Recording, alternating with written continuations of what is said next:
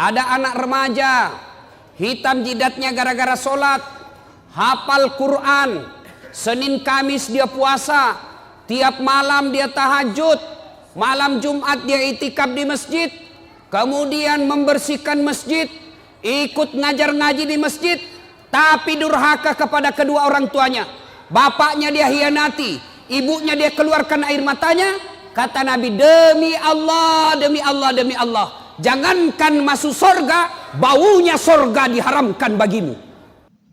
Melihat kondisi kehidupan berbangsa dan bernegara kita akhir-akhir ini yang begini sengkarutnya, kita jadinya bertanya-tanya, apakah ada di antara pemimpin kita yang menjadi pengelola negara ini yang anak durhaka kepada orang tuanya?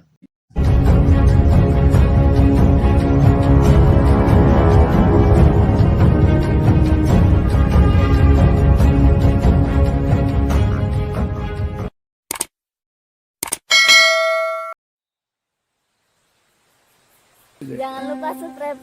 Jangan lupa subscribe. Jangan lupa satu.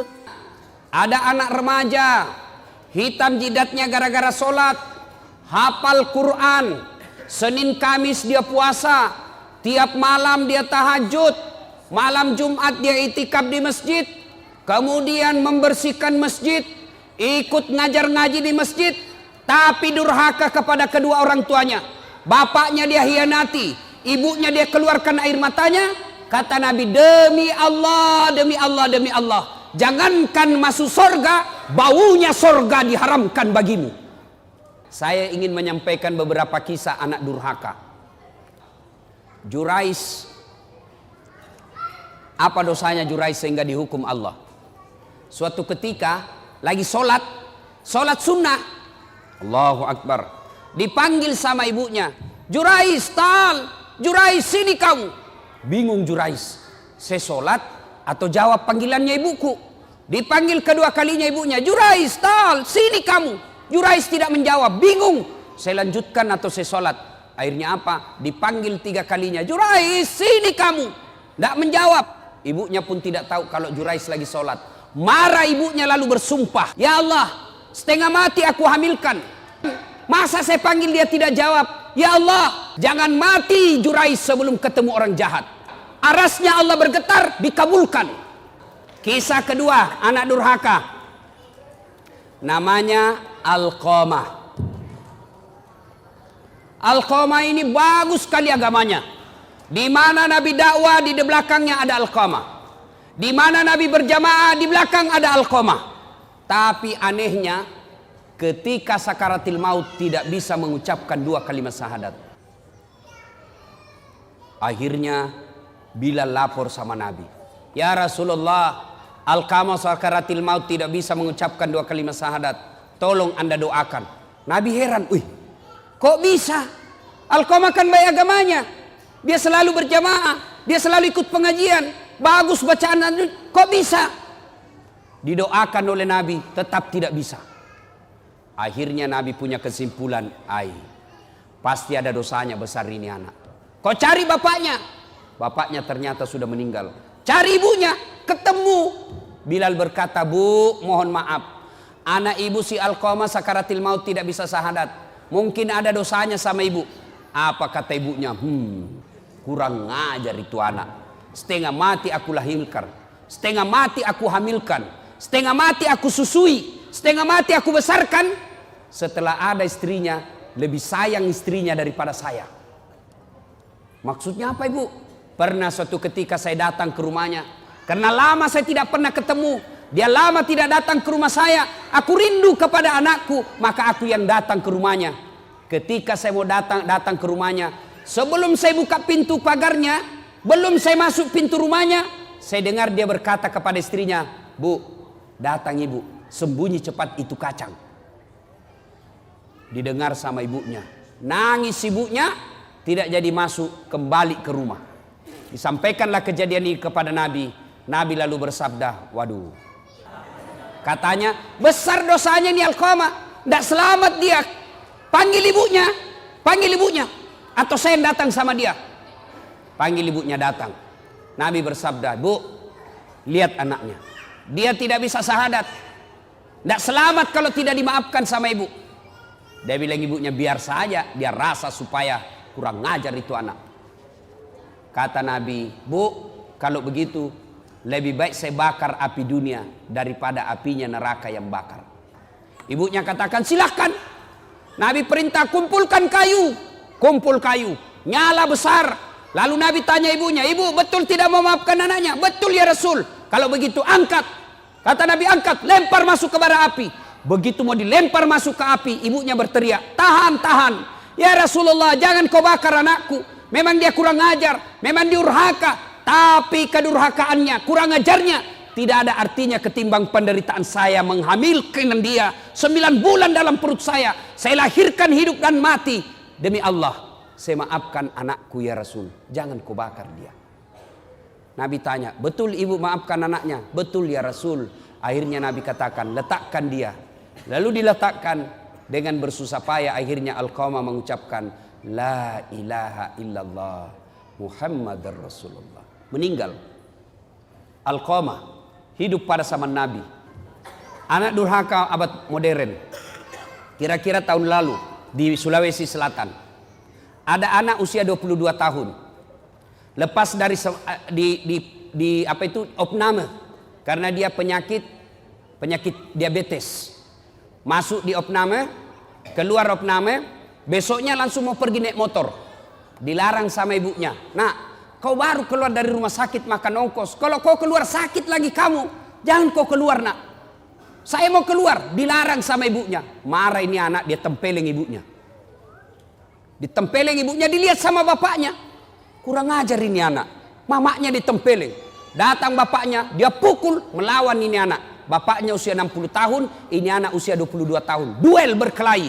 Jatuh bapaknya, pingsan, dia seret masuk ke gudang, dia cungkil 2 belah mata bapaknya. Meninggal bapaknya, Pak. Meninggal bapaknya. Tangkap sama polisi. Beberapa hari kemudian meninggal juga ini anak, tidak ada yang mau solati. Sempat ribut di medsos di Sulawesi Selatan. Anak durhaka zaman sekarang. Saya mau pergi ceramah di Sulawesi Selatan, mau pergi takziah. Tiba-tiba ada ibu-ibu menangis, "Ustadz, tolong datang ke rumah saya Ustadz." Nangis, "Ustadz, tolong bantu saya." "Kenapa ibu?" "Tenangkan ibu, tarik nafas." "Tenang ibu, meninggal suamiku Ustadz. Tolong datang ke rumah, saya tidak tahu urus bagaimana cara." Saya bilang, "Bagaimana? Mana semua anak-anaknya?" "Anakku sibuk semua Ustadz." Saya datanglah ke rumah itu. Begitu saya datang di rumahnya, saya bilang, "Bu, mana nomor teleponnya anaknya?" Saya minta nomor telepon anaknya, lalu saya teleponlah anaknya yang pengusaha di Samarinda. Orang kaya di Kalimantan. "Daeng, ada berita duka, meninggal bapaknya di Makassar." Apa kata anaknya? "Oh, sudah lama memang sakit itu bapakku Ustaz." Jadi saya bilang, "Jadi bagaimana Daeng? Ditunggu atau tidak?" Apa jawabannya? "Tidak usah ditunggu Ustaz, biar saya pulang tidak merubah keadaan." Jadi bagaimana? Silakan kirim SMS nomor rekeningnya Pak Ustadz. Biaya pemakaman dan pengurusan jenazah saya transfer, Ustadz saja yang ngurus. Anak durhaka Pak. Bapak mau punya anak seperti itu? Allah Subhanahu wa taala berfirman, "Wakhfid lahuma janahadz-dzulli minar rahmah." Rendahkan dirimu di hadapan orang tuamu, rendahkan. Assalamualaikum warahmatullahi wabarakatuh. Sahabat BN, mengawali suasana habis lebaran kita pada tahun ini, saya Bustami Narda sengaja menyajikan tayangan yang berisikan pentingnya menghormati, memuliakan kedua orang tua, dan pentingnya menghindarkan diri dari durhaka kepada orang tua. Sahabat BN, seiring dengan ini saya ucapkan selamat Hari Lebaran 1445 Hijriah. Mohon maaf lahir dan batin. Dan saya doakan kita semua semoga mendapatkan keberkahan dari Allah Subhanahu wa taala. Dan semoga kita semuanya diberinya petunjuk ke jalan yang benar menurut Allah Subhanahu wa taala, Tuhan yang Maha Esa. Sahabat BN, keinginan saya menyajikan tayangan ini kepada pemirsa tak lain adalah karena saya berkeinginan agar kita semua selalu mendapatkan ridha dari Allah Subhanahu wa taala di dalam setiap segi kehidupan kita. Apakah dari segi kehidupan kita berkeluarga, di rumah tangga kita masing-masing, maupun dari segi kita hidup dalam berbangsa dan bernegara. Sahabat BN, pentingnya memuliakan orang tua, pentingnya menghindarkan diri dari durhaka kepada orang tua, sesungguhnya adalah kepentingan untuk si anak, bukan kepentingan untuk orang tua. Kalau para orang tua tidak ada perlunya bagi mereka anak-anaknya menyanjung mereka, anak-anaknya memuliakan mereka, anak-anaknya menghormati mereka. Contoh seperti saya ini, dalam umur saya yang seperti setua sekarang ini, tidak ada keinginan saya untuk disanjung dan dipuji serta dimuliakan oleh anak-anak. Karena setidaknya sanjungan, pujian, dan cacian telah pernah saya alami. Tentu demikian juga dengan para orang tua, terutama yang seusia dengan saya. Jadi tidak penting lagi sanjungan, pujian, dan kemuliaan dari anak. Tetapi kita orang tua hanya menginginkan dengan dia muliakan orang tuanya, dengan dia hormati orang tuanya, kita berharap dia akan menjadi anak yang sukses. Dia akan menjadi anak yang kaya raya. Dia akan menjadi anak yang berpangkat tinggi. Dia akan menjadi anak yang dihormati oleh masyarakat. Dan dia akan menjadi orang yang selamat serta bahagia hidup di dunia dan berbahagia pula hidup di akhirat kelak. Itu keinginan kita.